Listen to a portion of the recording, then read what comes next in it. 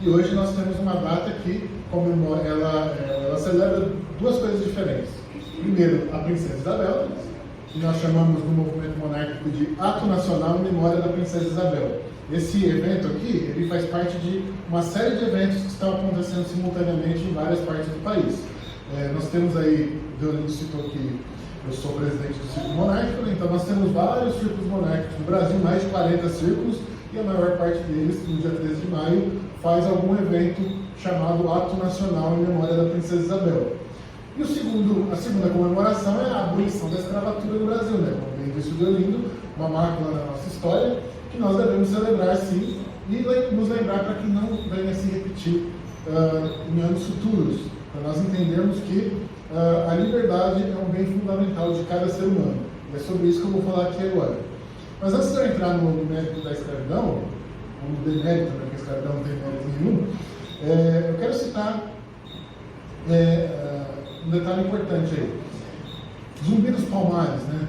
As pessoas falam, Zumbi dos Palmares, inclusive foi citado aqui que o 13 de novembro, que o 13 de maio não é um feriado, e nós temos um feriado no 20 de novembro que é chamado de Consciência Negra, né? Que é em referência ao dia da morte de Zumbi dos Palmares, que foi um ex-escravo que conseguiu se libertar dos seus senhores e criar o Quilombo dos Palmares. O Zumbi dos Palmares, para quem não sabe, ele era príncipe. Ele era herdeiro de um trono na África, mas antes de assumir esse trono, a família dele foi trazida para o Brasil e ele deixou de ser um senhor e se transformou em um escravo. Eu, atualmente, tenho uma boa relação com as monarquias africanas, porque, infelizmente, no Brasil a gente conhece muito pouco sobre a África. Né? O Deolindo falou que nós somos uma mistura de raças, e o elemento africano é muito importante na constituição do povo brasileiro, né? Mas, infelizmente, o povo brasileiro conhece muito pouco sobre a história da África. E, na época do colonialismo, ou do neocolonialismo, né, que quando os europeus invadiram a África e fizeram a chamada partilha da África, né, eles pegaram o mapa da África e falaram assim: esse pedacinho fica para Portugal, esse pedacinho fica para a Alemanha, esse aqui vai ficar para não sei quem, não sei quem, não sei quem. E eles ignoraram completamente a constituição política e cultural daquele continente. Então, o que nós conhecemos hoje como os países africanos existem aí desde o século XIX apenas. Então, por exemplo, eu sou representante de um reino chamado Bunyoro-Kitara. Esse reino ele fica num país chamado Uganda, lá na região dos Grandes Lagos na África. Porém, esse país, que é hoje um país, eram 6 reinos diferentes. E o que acontece? Quando houve essa partilha da África e as fronteiras foram todas reorganizadas, muitos povos inimigos acabaram ficando no mesmo território. Então, por isso que nós tivemos tantas guerras sangrentas no continente africano durante o século XX.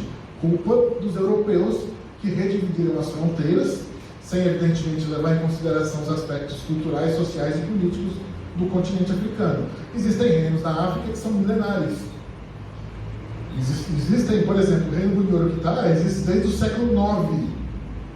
Ou seja, o Brasil, quando o Brasil foi entre aspas, descoberto, eu prefiro falar fundado, né?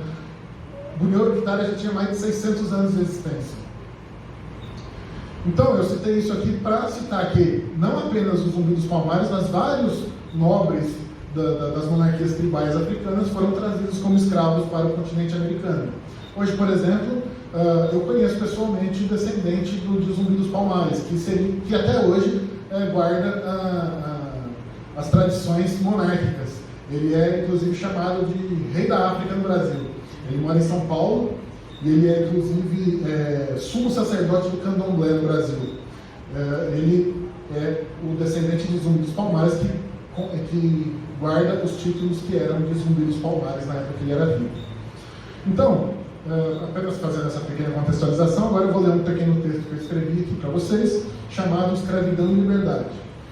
Liberdade é poder arcar com as consequências dos próprios atos, dirão alguns. Nesse sentido, liberdade certamente rima com responsabilidade. Outros dirão que liberdade é aprender a controlar os próprios impulsos carnais. que muitas vezes nos escravizam em vícios e costumes do velho homem, como diz a Bíblia Sagrada.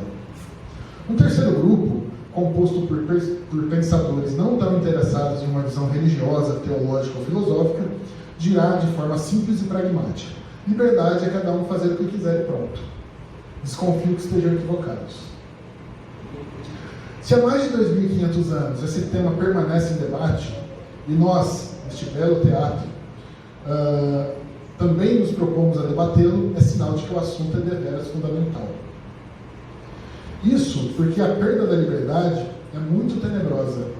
Ser escravo é ser uma propriedade de outra pessoa, não de si mesmo. E seu corpo e sua vida constituem o primeiro direito à propriedade privada, portanto sua e de mais ninguém. Desde que o mundo é mundo, ou pelo menos desde que o Homo sapiens descobriu que podia fazer guerra para roubar o que era do outro, a escravidão, esse hediondo mal que nos assombra, foi um recurso empregado. Se seu povo perdeu para o meu povo, seu povo se torna escravo do meu povo. Simples assim. Uma forma um tanto cruel de economizar com mão de obra, né? Nessa época, a escravidão não estava ligada à questão racial. Como eu já disse, era uma ferramenta punitiva pós-guerra. Posteriormente, surgiriam os mercadores de escravos, sofisticando a crueldade de seus ancestrais.